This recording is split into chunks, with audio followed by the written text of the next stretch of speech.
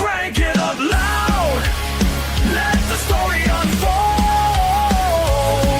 We're the masters of smash. Be brave and be bold. In the heart of the battle, we'll rise from the ground. With every beat pumping in a warrior sound. Hey, hello and welcome to the Smash Masters podcast, where we talk about collision repair, PDR, everything in between. I'm Stefan Esche. That's Nick Priest. And tonight's show is brought to you by Black Magic PDR Tips. Right. We talk about all this stuff on Mondays, though, not Tuesday. Is it Tuesday? So it's a little different, but we're still here and we still made the week. We did. Because we made sure we got live for you guys. We know you count on us going live every week. So Right. yeah. I got my new Body Women hat on. Did you see that? Yeah. Cass I've sent got me that. one too. Cass sent me one, and if I would have thought about it, I would have put mine on, but I did not. No worries. But so I mean, if you are that's all right, Nick. What's Thanks up, for buddy? hopping in. We'll Yeah, see man. you next time. If What's up, you Michael? are a woman in the bodywork field, there is a group on Facebook that's private for women in the bodywork field. I can't get in. They won't. Right. let I got in for a little bit and they kicked me right back out. me too, actually. Sending the invite was a total I got mistake. the They're like, invite and I was like, Right. oh, okay. I'm in a body women club. Here we go. This is going to be great. And they kicked us right out. Yeah, right out. But you can go, anybody can go to their Instagram and follow their Instagram where Chris? they shoot. What's up, Chris? They share videos from all their members very regularly. I think Cass runs the group. She does a great job. And even if she's got help, they do a great job. Right. The Body Women group, go follow them on Instagram. And if you That's are a one, cool group. go join them. Yeah, no, I'm really, I can't wait to start having members of it on the show for women in the trade kind of series. Right. Yeah, that's a cool thing. That's yet to be done until now. Yep. I got one other thing to talk about. Alex? Do you know what that is? What is that? This Facebook giveaway and Instagram that we're doing. The Mo Clamps Mini Tack and Pull set. If you would like to win a set of these tack and pull plates, it comes with a bunch of those little ones. It comes with like A lot of 12 or 18 of them. Like there's a bunch of them, as many as they could fit into that box. They did. Right. And the puller itself. And yeah, make sure to head over to our Facebook, our Instagram, and enter the giveaway. Yeah, it's gonna be some good stuff right there. Yeah, I like it. Yeah. I mean, I use mine, and PDR guys don't shy away from it. These things, if you have to pull like from like an edge from a door jamb, glue one of these into that door jamb, you can close the door still while you pull. So you know when you've pulled enough. You fit a big plastic tab in there, you're not going to close that door anymore. Right. So these are cool.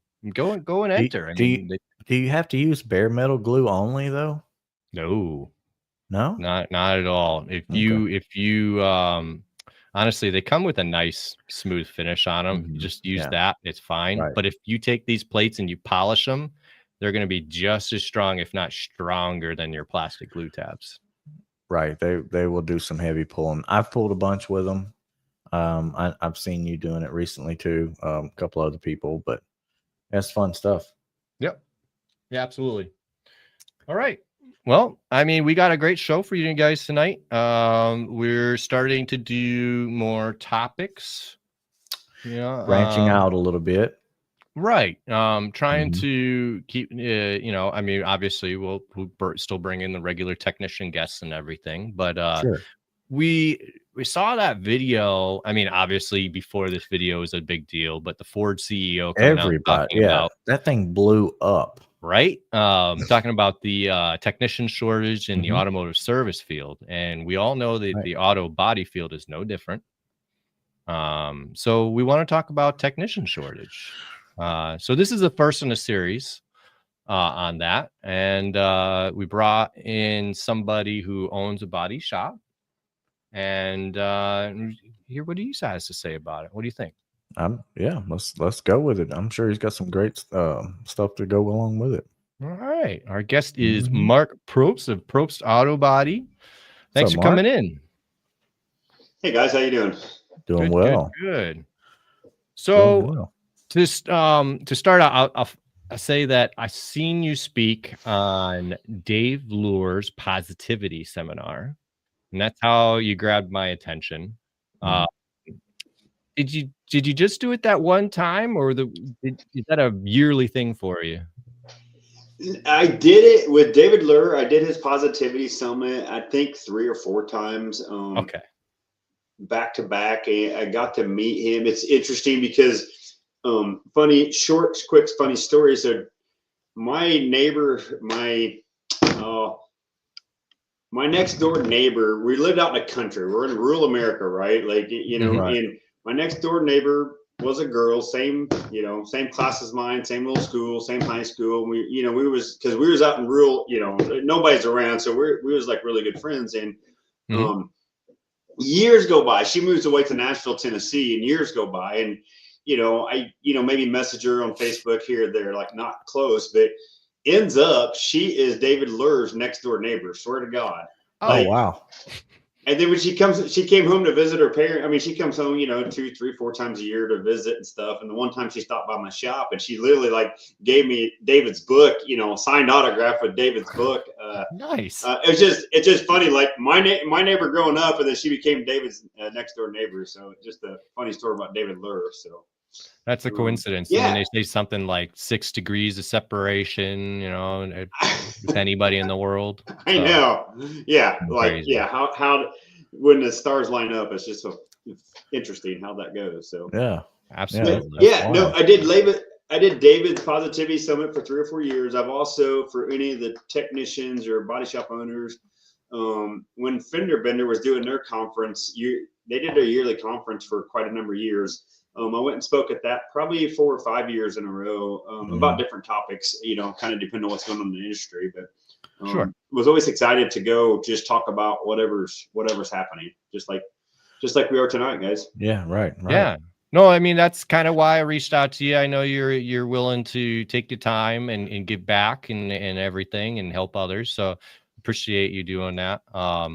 So you're a body shop owner. When did you start Probst Auto Body? So my backstory, like you guys, I mean, day I graduated high school, I started working in funny story, like I told you guys about my career day. I actually started working in an International Western Star dealership in the body shop the day Okay. after I graduated high school, detailing semis. Went to school for 2 years for auto body, worked in the body got moved from detailing to the body shop. I did that for 2 years. Then I ended up in the paint shop for the last 6, I guess you'd say 6 years. So I was 9 years working for somebody else in the body shop on semis. Yeah. I never was my intention to work on a semi. Nobody in my family is a truck driver, but it's just where I got started. Just where you landed, huh? Yeah. In the meantime, I was going home every night and working on hot rods, the old car restorations. I've been an avid drag racer on and off for 30 years now. Right. Okay. So Cool. yeah, as I was doing all this and I was working on other people's stuff at night, just like you guys talked about, I heard you guys were telling me, you're working in a body shop and you're doing PDR stuff and you burning that candle as much as you can. And that's exactly what I was doing back then. And Okay. a couple things happened, but it kind of some pivot points in my life. And I mean, I was in my early 20s, but I was 26 years old when I started Probst Auto Body. 26. Wow.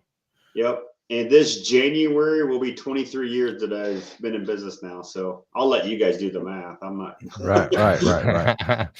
No, Right. that's a young age to go and start a body shop. I knew nothing about business. It was Maybe that's a good thing. Barely knew how to fix a car. Right. The more I learned about auto body, the less I wanted to own a shop. I Personally. know. Um, It was probably good. I didn't know that much about it. Like you kind of go in blind and then you just got to figure it out, right? yeah, Right. yeah. So, all right. So you've got the technician background before you started the body work. Mhm. I think that's real good for your future employees there, because Right. it's nice when your employer knows what you deal with day to day. Yeah, there's never a day. I mean, I see it in my shop, daily, weekly, like somebody's having a bad day or something's not fitting or paint, I put a run in the clear coat. Whatever it is like, I can't, Mhm. I mean, I've been there. I've been there. I've done it. Like, and even I don't so much anymore. I mean, if I'm working in my shop now, it doesn't happen too often, but like, I know what a good day is. I know what a bad day is. There's nothing in the shop that I can't do. I'm not going to say I'm great at it. And if I do jump and work on the car, I can bet you the employees are looking at my work to see how good I am anymore. But Yeah. Right. I can be a little rusty, but yeah, it's real to me though. It's just real. Like I know what it's like. Right. Right. You've done both, so you can kind of sympathize with both sides. No, it's Yeah, and it's I go good. home. My son's 21 and he's in the body shop too. But we go home at night, and I mean, it's not uncommon for us to be out in the shed working on some project. Like, so, Yeah. Nice. Now, you working Yeah. on anything right now? yeah, we're just putting the race car away, the drag car away for winter. Trying to get that done. We're finishing up a trailer project. It's just stuff that you do. But then over the winter, I'm going to go back on my '57 Chevy that I've been working on off and on for the whole classic story. Like it's been what I don't even want to count 8-9 years now, but it's Yeah. painted. It's painted, and we're down to like making it run again. Let's put it that way. Well, you're making progress. Then you're better than me. I've got projects just as long, and I haven't touched them that long. So, Right. Yeah. It's When they say 10-20 year project, it's like that stuff's real, man. Like I totally get it. I'm that guy. for sure. Yeah. It's a long time. So I'd like to definitely get into our topic though.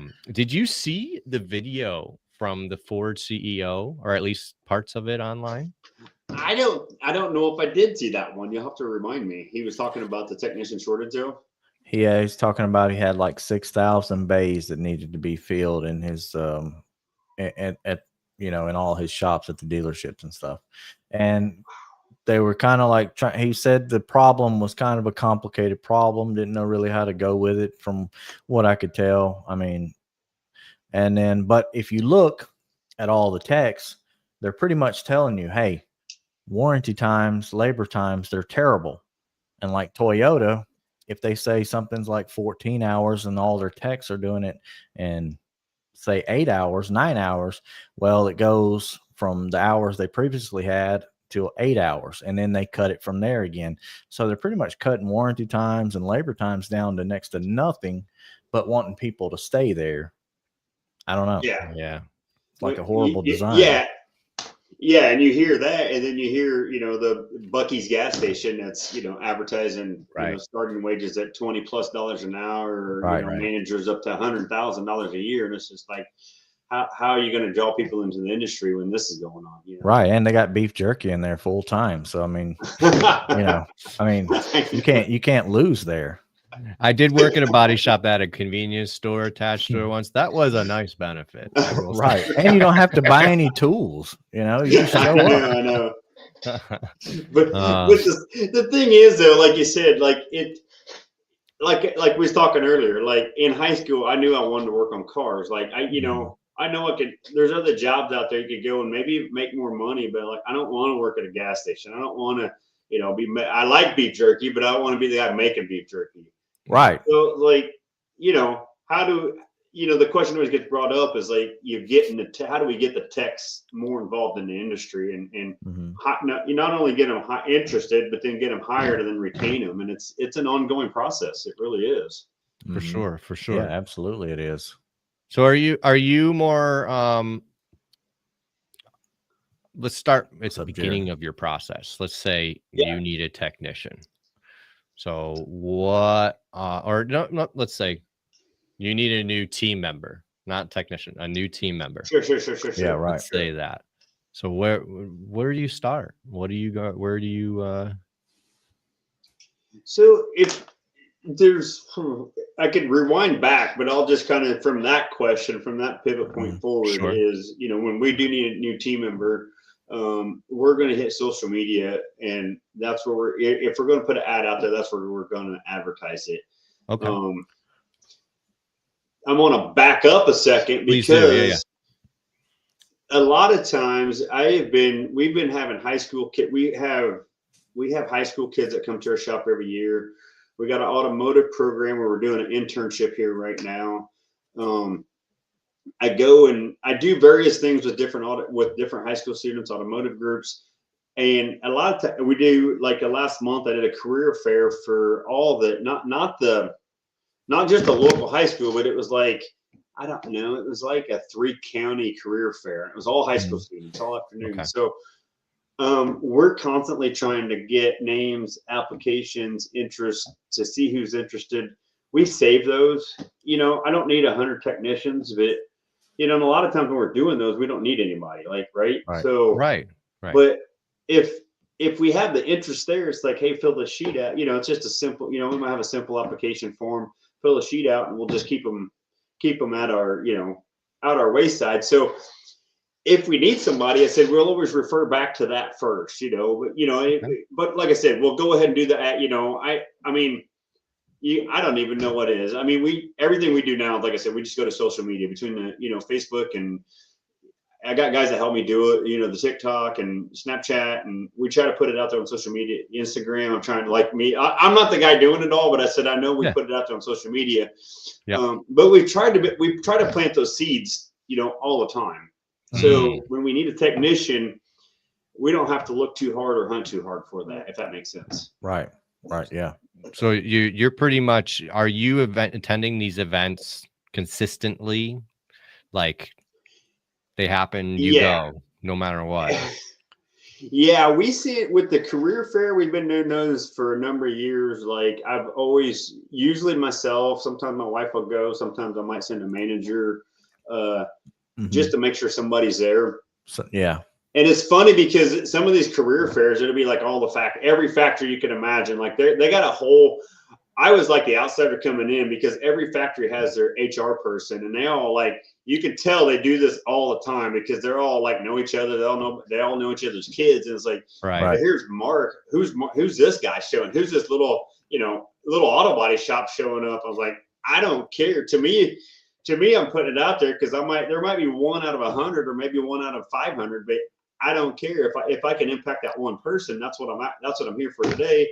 Right. And besides, they're twofold. So I'm kind of greedy because somebody's going to have an accident. One of these people that I talk to, you know, I'm always, you know, I look at it twofold. Like I'm always just planting the seed, like the Probst auto body name. I said, if I don't get any applications today, if nobody's interested in auto body, you know what? I had 500 kids that came through here and saw Probst auto body's name, you know? Right. For sure.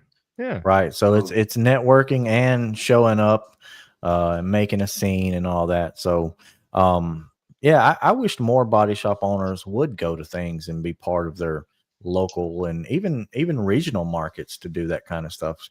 I know a lot of people here as body shop owners don't even go to anything like that. Right. No, it's really, you know, I don't say it's cliche. All the consultants, everybody that's in the industry that does any teaching says it, you know, it's, you know, the Dave Ramsey, all these guys working on your business, in your business. And I said, I've learned that years ago. And I said, for me, that's when the really magic happens is, you know, I'm not involved in the day-to-day operations, you know, I'm behind the scenes, but it's everything else behind that, you know, all the marketing, the public relations side of it. That's what I'm involved in. So, and that's just one piece of it. The high schools, the career fairs, you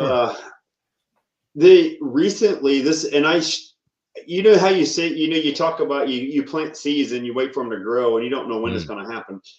I'll tell you the story. 10 years ago, I was asked to be part of a board of directors for a career academy. All the local superintendents and all the local high school superintendents the local community college got involved, and they wanted to start this career academy focusing on trades. And it's funny because it's like I'm sitting in there, and I was like, I was a protege of this. It was like it was enlightening for me to hear this, because probably like you guys, correct me if I'm wrong, you know, when you guys got out of high school, did you guys not ever hear, like, if you don't go get a 4-year degree, you're not going to be nothing? Oh yeah, I had to go to college. You Had have to go to college. Everybody, if you don't go to college, you're not gonna make anything out of your life, right? Yeah, Right. that's Yeah, what they you told heard us. the same thing, Nick. Yep. Yeah. College was supposed to be like the only key out there. That's the step after high school. High school, Of then course. college. That's it. It's Yeah, what you do. of course, you know, I stuck with that tried and true. I went ahead and I quit school. So I went the opposite path. I was like, well, we're going to see what happens in real life. So that's what I did. Yeah. So we're in this meeting, and it's a handful of business owners and all these superintendents of high schools, and the I don't know what you call him, the head guy at the local college. And they realize the realization's there. And I mean, it's not, I'm not blaming anybody, but they was like, we need more skilled trades. Like, Right. we can't find plumbers, we can't find electricians, we can't find bricklayers, we can't find automotive technicians. So, and I'm not kidding you when I say this, 10 years ago, these meetings started happening, and I'm not like in that kind of world. Like, I was out of my element, because, you know, the couple of superintendents they had doctorate degrees, and apparently you're supposed to call them a doctor. I didn't know that. That's a learning lesson for you guys. Right. Okay, good to know. So if you got a doctorate degree, you're supposed to call them a doctor. I learned that lesson. Oh, wow. But anyway, so I stayed on this board for 3 years, and I couldn't take it anymore. Like, it was meeting after meeting, and nothing ever happened. And I was like, I don't like to see, you know, in the small business world, you make something happen, you just do it, and then you try to figure it out, right? Good, bad, right or wrong, fail or not fail. Right. So I got off the board. So fast forward 7 years. Kudos to these guys. Kudos for doing this. And I'm absolutely got the utmost respect. 10 years later, this program kicks off. There was let me rephrase that. 2 years ago, the program kicked off, but they didn't have an automotive division.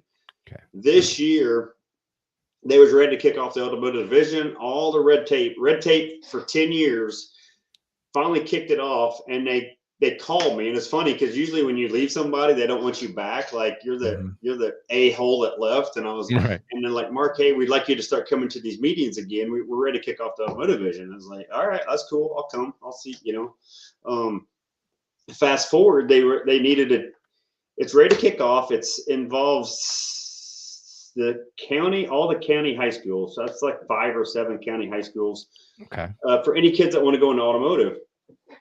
And I'm like, all right, cool. We partner up with 5 businesses that these kids aren't going to go to school. They're going to go to work for an hour and a half every day in one of these 5 businesses. So the ball's in motion. And then we was having a meeting one morning, and my proteges, nobody could show up that day but me. The other 5 businesses, I show up, and they're like, "Oh, Mark, we need a teacher for this class." And I was like, Oh no. You're the only one there. Like, I'm the only one there. And I was like, Oh, no. what do you need? Like, what do you need for this? And I was like, well, we got to go to the state website and do all the forms and fill out paperwork, blah, blah, blah. I was like, if we do this, will this program kick off? Like, is this what you need? And I was like, and then like, yeah, but we have to have somebody that has, you know, on the job experience with, I don't know, it's a stupid, you know, however many hours on the job experience. And yeah. So I was like, all right, I'm in. If this is what it takes to kick this off, I'm in. So Wow. I am the automotive teacher for this new program. We don't go to school. They come to my shop. They go to 5 of us total for this automotive program. So it's things like, I'm sharing this story because it's things like this. It's like, you can't just sit back, and we was talking earlier, you know, I remember like on the positivity summit, like I go to these meetings, I travel across the country for meetings, and it's like, somebody always says, I can't find technicians. And then my question is, and I try not to be arrogant, but I'm like, what are you doing about it? Right. Right. Crickets. Right. Nothing. Crickets. Yeah. Right. as if it's the problem and there's nothing I can do about it. It's the problem. That's my excuse. They opened up the Yeah. perfect shop and just having the wrong people show up the whole time, waiting on the right crew to get there. I Yeah. know, and and then some of these times I spoke at this at Fender Bender too, and I actually will show I have the picture. I'll show it of our town. The town my shop is in. My original, so my main shop. I got two shops. My main shop, the town is in. It's in a town of 650 people. Mm-hmm. But I was very impressed. I literally last week I went to work and I don't know. So they're supposed to update it during the. We have a really good small town. Like I mean, I'm not I'm serious about that. Like it's a Okay. growing community. There's a lot of industry here, but 650 is the population. Well, Mhm. 2020 they're supposed to update it through the whatever you call it that they do. Well, COVID happened. Just this week, I looked at this sign and it went up to 950 people, and I'm like, hell yeah, we're almost to 1,000 people. Wow. And then I'm sitting in a class and somebody says, I can't find no technicians. And I'm like, where are you from? He's like, Los Angeles or Chicago or St. Louis. And I'm like, you don't even go there, brother. Like, Jeez. you know, you got that much population. Like there's guys out there. Like there are guys out there, you know, and I'm like, yeah, I'm in a town of less than 1,000 people. And I said, I can find technicians. Right. So, Yeah. That's I It's mean, all- that's the kind of stuff that I was like, I gotta get this guy on the show. But Did you ever figure out or just by talking to some of these guys like why they weren't getting technicians or anything or most of the time, I mean, like I said, I joke about it. Most of the time, it's the same thing. Like, I mean, it's you really got to put yourself out. I mean, you can't just sit there. I mean, Mhm. I have a lot of friends. I mean, a lot of guys that run really, really good shops, great reputations. Even sometimes, you hear those guys have the same problem. But it's like, okay, it's like, what are you doing? You know, what are you doing for it? I mean, there's guys that have really good social media presence. I think that's important because, Mhm. I mean, every young kid out there has, I don't. If you can't go out and go to the high schools, if you can't go and build these groups, Right. you guys got some cool TikToks, you got some cool Snapchat profiles, like because that will still draw the young technicians. Mhm. Even ourselves when the career fairs I was talking about, like we had flyers made up. I have, I'm trying to think back. I always have to count in my head between the two shops. Over half of my technicians are in their 20s right now. So just think about that. Mhm. And if you look, do you guys know? I always heard the average age was like what? It's in their 50s, mid 50s. Yeah. Do you guys Right know? now. Yeah. Of Yeah. the right now. technician. Yeah. Yeah. That sounds right. Yeah. Yeah. And so you guys say that, and half of my technicians are in their 20s, and it's just realizing like these guys, it's not that they're not interested, they just don't know, and somebody else is talking them into another industry. They don't even know what they want to do, Right. Yeah. Yeah. Because they have no clue the difference between a lineman and a body man. So No, they got to go figure it out. So putting an ad on Indeed and just hoping they show up is probably not the best like move to find new help. That's what we're getting at here. Yeah, Indeed's always my last place I go. I was like, okay, we haven't hired anybody. Let's go ahead and do it. And let's start looking at Indeed. Experienced tech needed. Right. Yeah, They yeah. all are the same. Experienced tech needed. 3 to 5 years needed. 3 to 5 years, must pay- be able to blah blah blah. Pay Yeah. minuscule. Minuscule to so a little more than minuscule.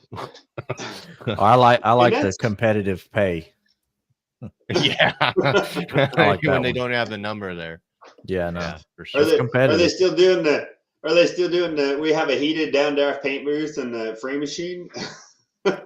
I would imagine they're still doing the same stuff as whatever the normal situation was. But I just remember like a lot of the shops going, well, we hire from Indeed. That's where we get our source from. But it's never really doing any kind of social networking or just local networking or anything in general. They Right. just hope that they just show up and walk in one day and here comes the perfect body guy. Or like you said, stealing from other shops. Like, well, they're paying this amount. Well, we'll pay you this if you'll just come on over here. Yep. Mm. Yeah. And I'm all about a technician making more money, and I'm not against that. But as the industry goes, like when a shop starts just stealing fish from another man's pond, you're usually paying them more. You're not really sure what you're getting. I mean, I look back when I was, back in the days, I'm not going to lie, I've hired guys that were, in their 50s, and, I was like, well, shit, I got to pay them more than what they're getting. And then I get them in here and I'm like, well, you ain't half of what I thought you was. Like, I'm like, it's the prima donnas. Is like, It's and I was like, it was risky there. And there's a lot of great guys with a lot of experience out there, but then there's guys that you bring in all their bad habits and, everything else. Like, well, this ain't what I want, Right. As a business person, you really just don't know unless they have, like nowadays, like we have TikTok and videos and stuff that we're putting out and doing stuff, prior to that, you really just had to go on a word, and maybe if they had a friend to come in that wanted to get hired too, he was over here giving you a bunch of yes as well. Like, you can do all that. Oh yeah. It's being in an interview is a skill on itself. So you could be good in an interview and not be good at body work, So yeah, absolutely. Or vice versa. And you could be horrible in an interview, but then go really be the mud artist of the shop, So it's a risk, I'm sure, hiring somebody. I've never done it. So it's well, and that's the other piece to that too. Is that, I mean, with the hiring procedure, I mean, like I said, a lot of the guys in their 20s, we don't know what we're getting, but we've built an entry level position. I mean, a lot of shops always hire detailers or after school help, and that's great. I'm 100%. Everybody should have. I don't care, small shop, large shop. You should have at least one high schooler working for you, if not two, if you can afford it. Mm-hmm. Get them in there, clean cars at night. I don't care if they're sweeping floors. Right. We got one right now, and I'm telling you what, this kid is one of the best workers that I've seen in years.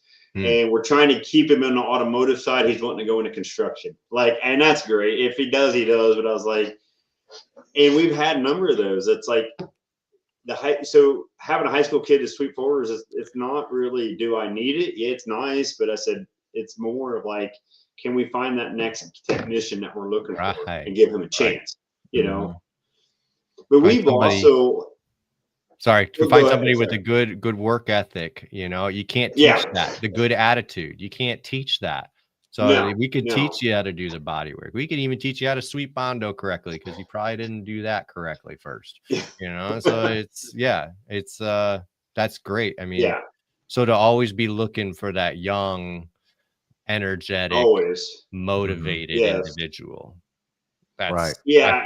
And they're out there. I mean, they are out there. I said, you have to be, it's going to the high schools. And our biggest problem now is we probably have more coming to us than I can really handle. Like, I mean, last year we had for about 3 or 4 years, we had 2 high schoolers coming in after school every day. And I said, I can use 1. I really don't need 2. Right. But I knew, in this particular example, I knew both kids. I knew their parents. I was like, they're both come from, good work ethic. And I was like, you know what? I'm gonna hire them both, because one might stay and one might not. Like, so we always look at that, Yeah. But even besides detailing and cleaning up, the other thing that we do, a lot of shops won't. I mean, it's. We start them at a either if you're body or paint or however shops do it. Like, we start a kid, if we start a young guy with no experience, I don't care if they're in their mid-20s, we'll start them in disassembly, and that's all they do is disassembly. Or if it's on the paint side, we've done this as well. We start them as a prepper. They're sanding cars, masking cars, teaching them to polish. They might not touch a paint gun for a year. I don't know, but I said I don't know what the number is of maybe half of our technicians that we have now, we've hired and trained in-house without them being in another body shop. It's easier to train a younger person how you want your stuff done than it is an older person, for sure. So, those intro roles are important. They are. I believe they show your determination. They show your work ethics. And we're not putting a lot of responsibility and risk on you being in those positions.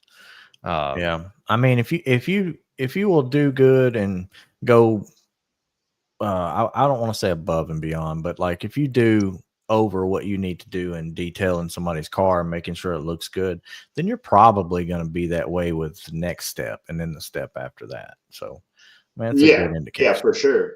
As opposed if you Yeah. just throw some water on it and you sit down on the bucket and scrolling, you're like, well, that's all they paid me for. Well, easy. It's easy to determine, It's funny because we just had a young tech start, and he was in the automotive service and field, and so he's like, I want to try this auto body thing. So okay, we'll bring you in, and he was doing that. He was disassembling.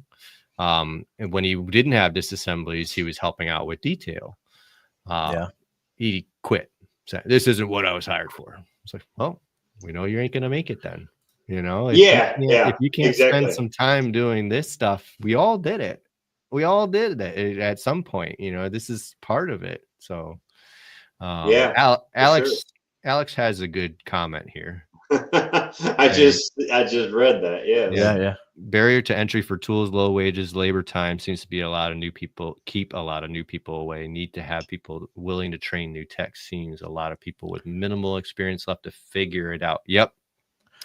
That's a big thing right there, because you do. I mean, everybody has to have their own tools, I guess, in a body shop, and it's not cheap to get started out. No. Well, it's funny because I said I just had this conversation. My Snap-on rep, me and him are the same age. I've known him for ever. Mm-hmm. And you love him or hate him. I got a lot of Snap-on tools. I've supported over the years. I also have Harbor Freight stuff, right? So let's be real here.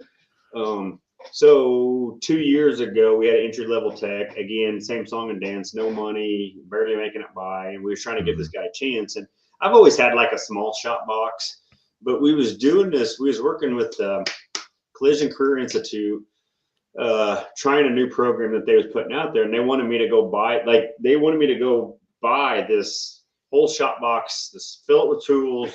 I mean, they even had everything, item numbers, SKU numbers, and it was mostly all from Harbor Freight, right? So their program, and they didn't say you had to do it, but their program was like an 18-month internship. And at the end of the 18 months that you give the technician the tools. That's what they suggested, right? Right. I didn't like that suggestion.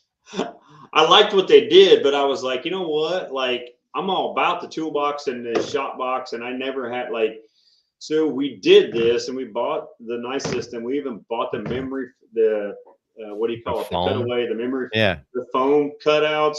Yeah. We did it all ourselves to make a really nice shop box. Wow. Spent about $3,000 to get any entry level tool to do disassembly. That was it. Long story short, the guy didn't work out, and that wasn't the issue. But that is the shop box, and everybody uses that. And it's just, and not everybody, but guys that have their own tools use that. But like anybody, that's every tool in that box. I mean, you could pretty much do anything in a body shop. So, if a guy starts out, I'm like, right now I got one shop. I got a friend, you'll hear me speak. Me and him, Tim Papp, we teach classes together. He, as far as to buy, no techs have their own tools or toolboxes in their shop. He bought all the tools and toolboxes. Interesting.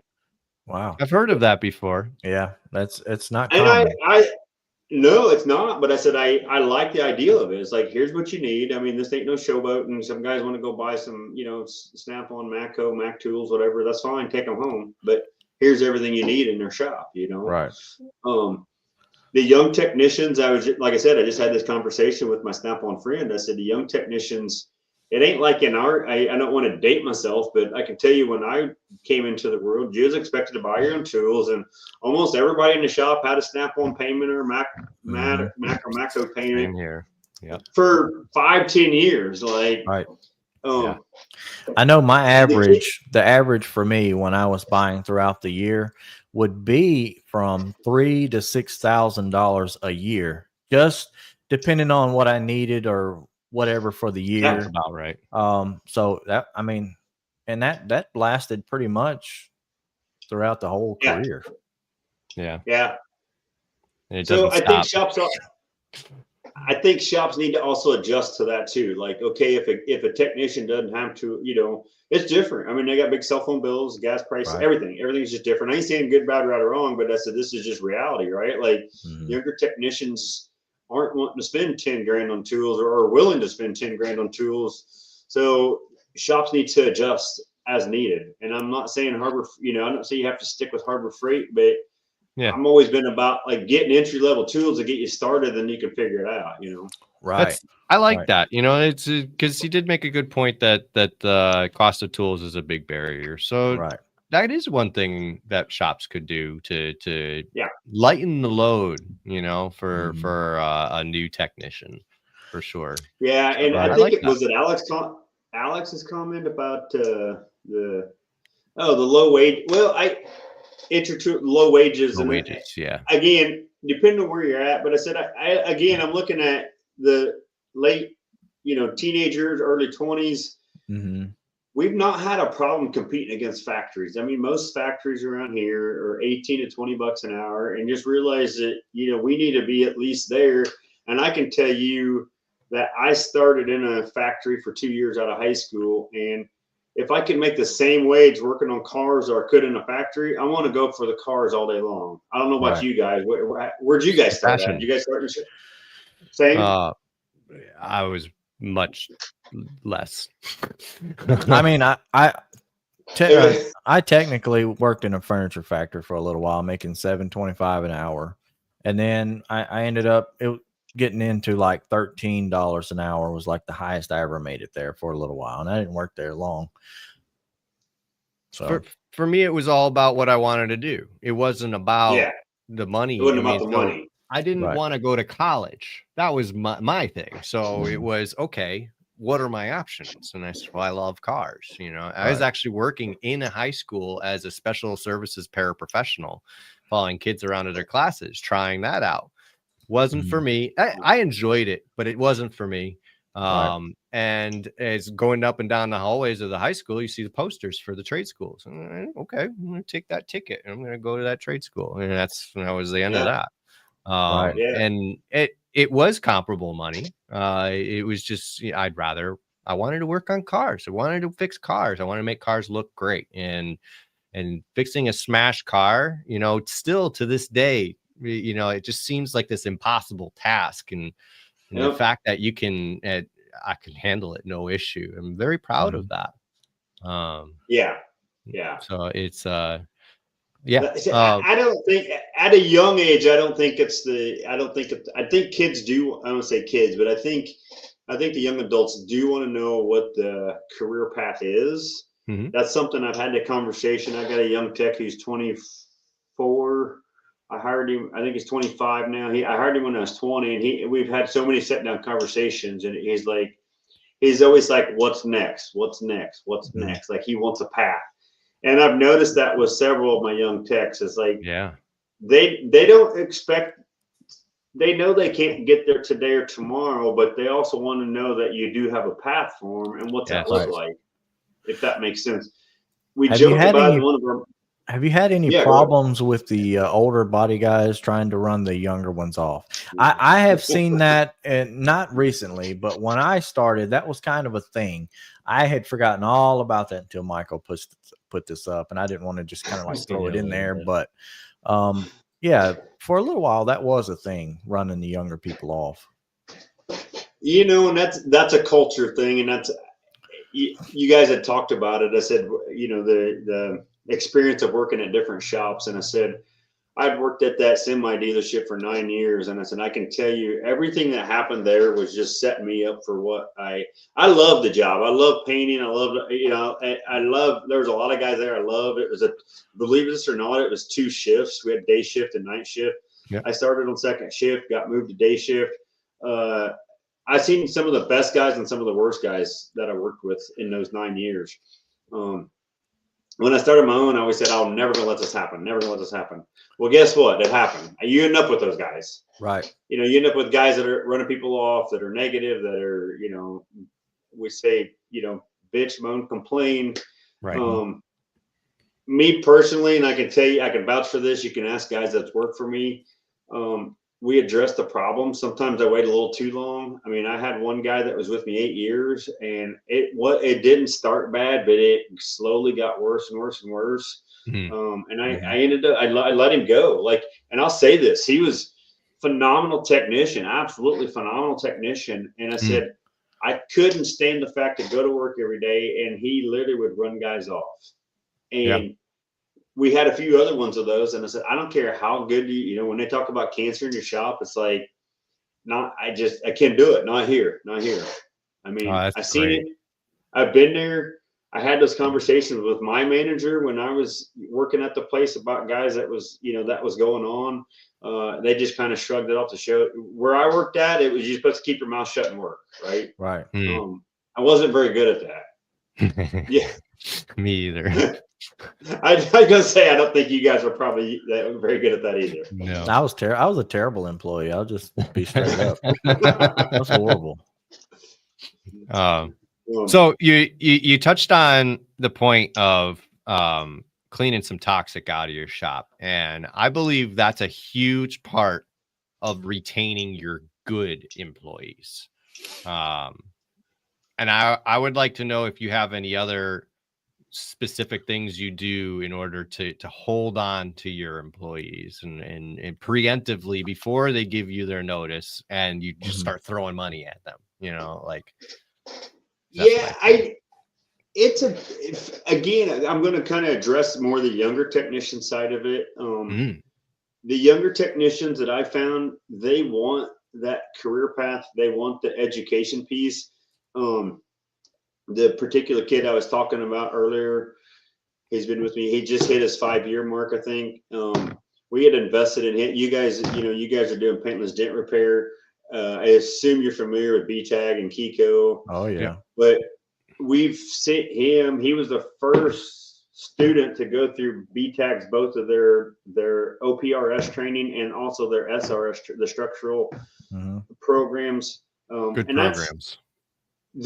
I mean, those two programs together were about 20 grand, right? It's expensive. Luckily, I'm not gonna sit here and lie about it. Like there's a state program. I got some reimbursement from that stuff, but I did, neither here nor there.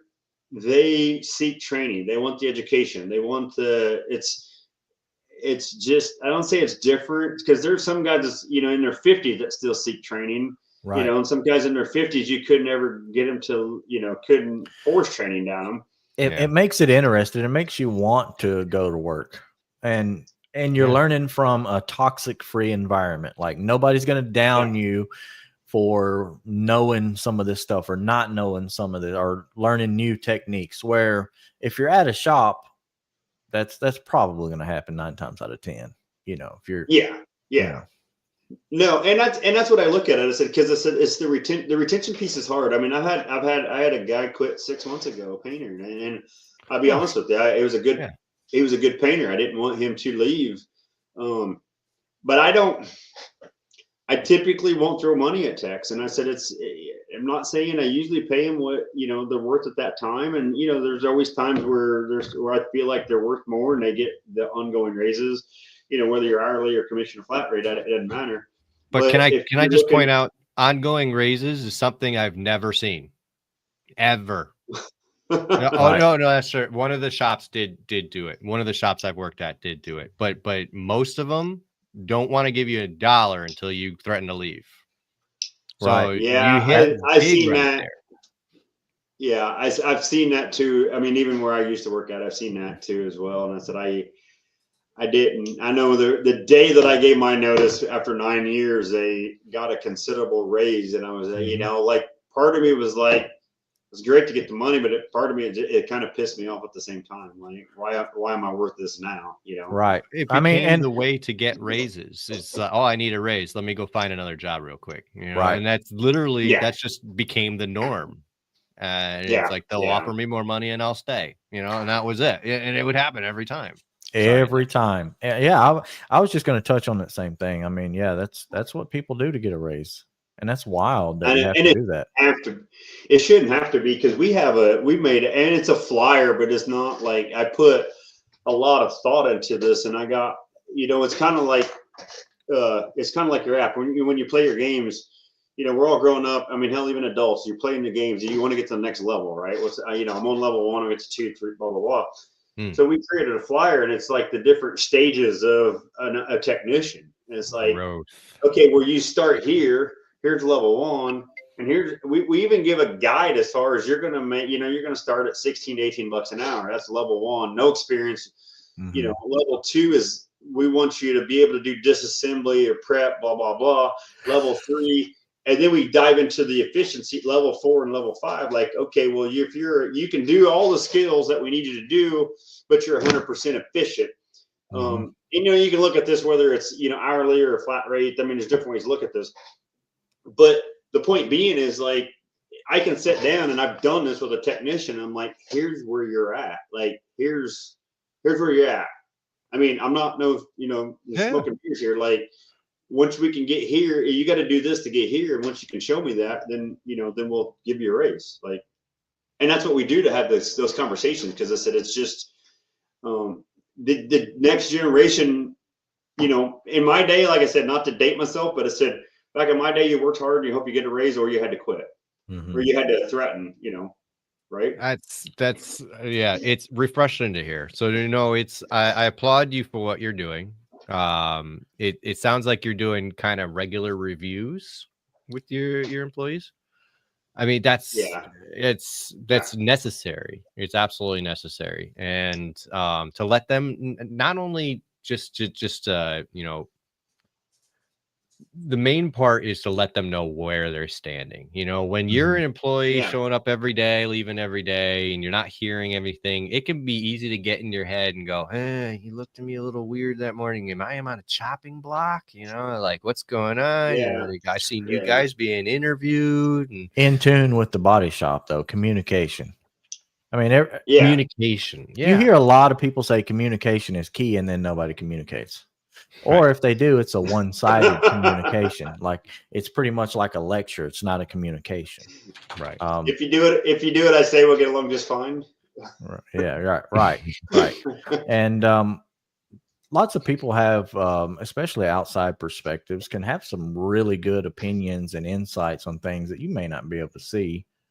So, yeah, I wouldn't. I know a lot of shops kind of steer away from that, and I don't know. I feel like a lot of them could do a lot better if they would just listen themselves, and, you know. Yeah. Communication. Communication.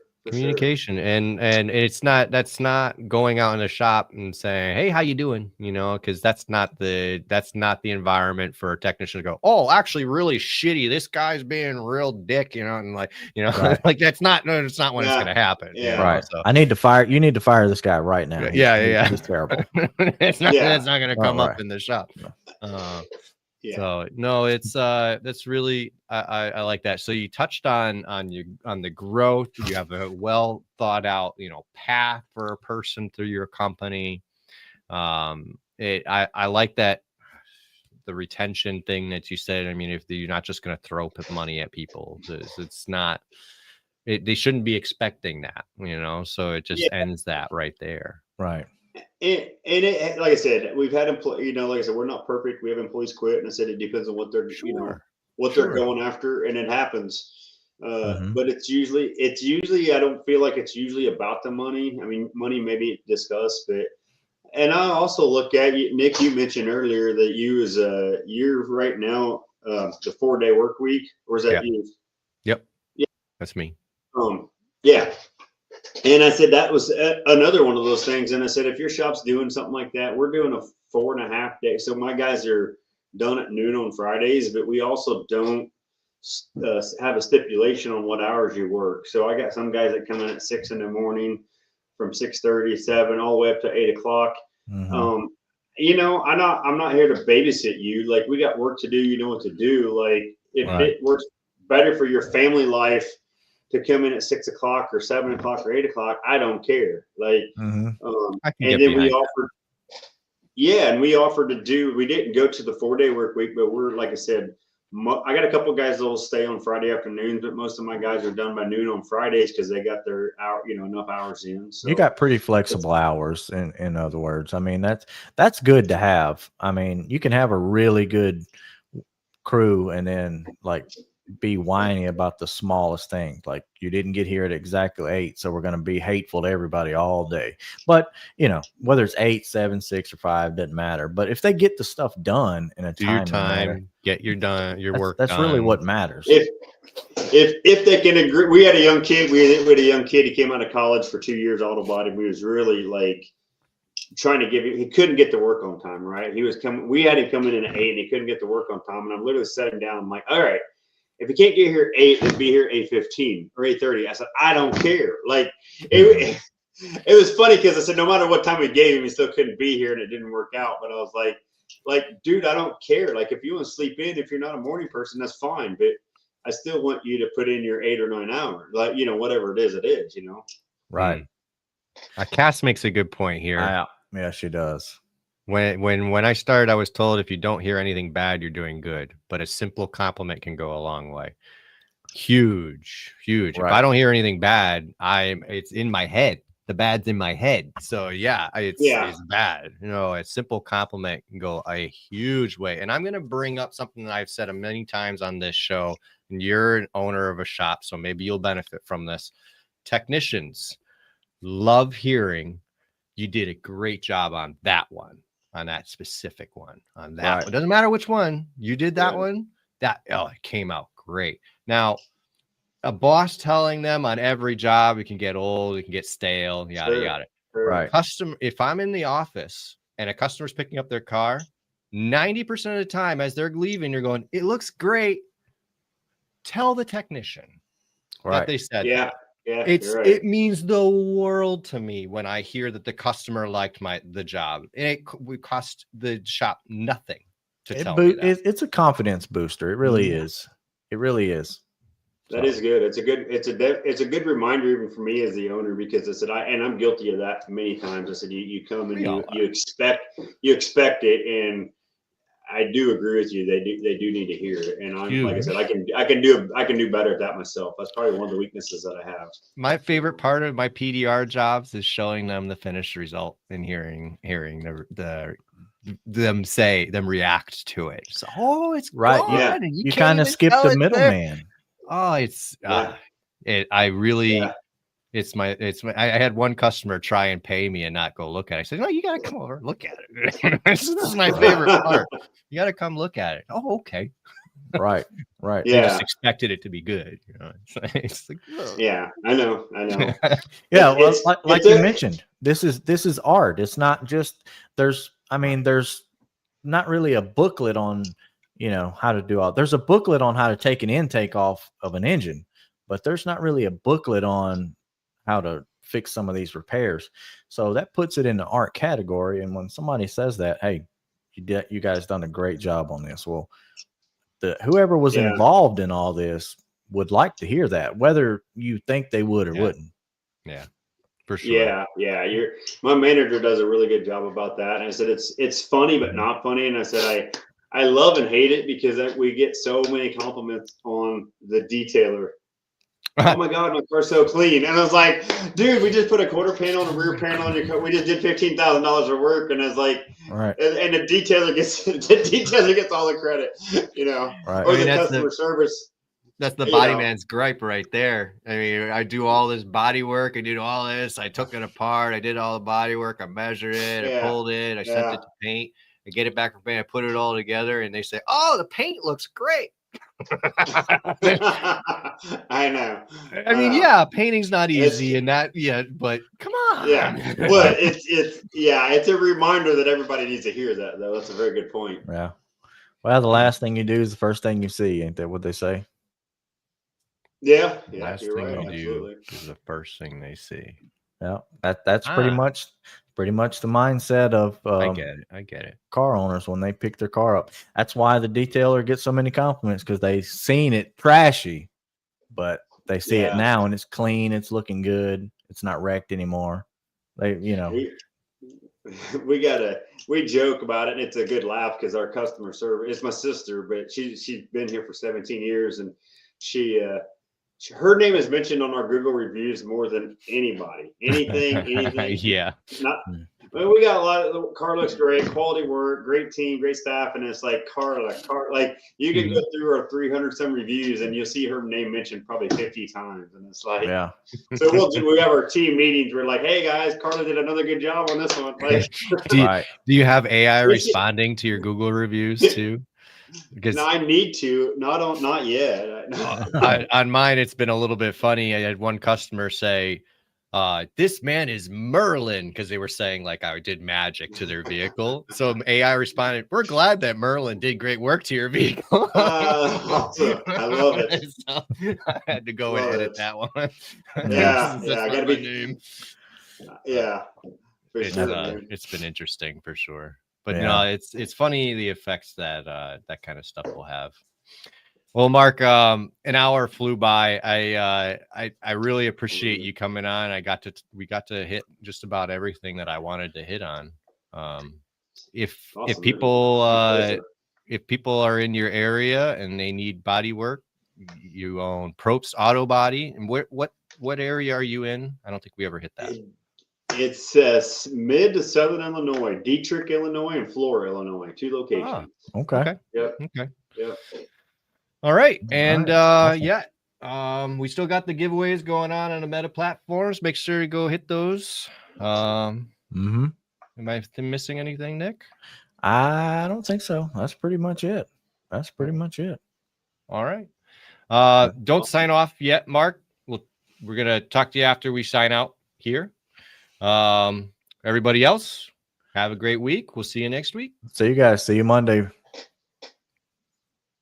So crank it up loud.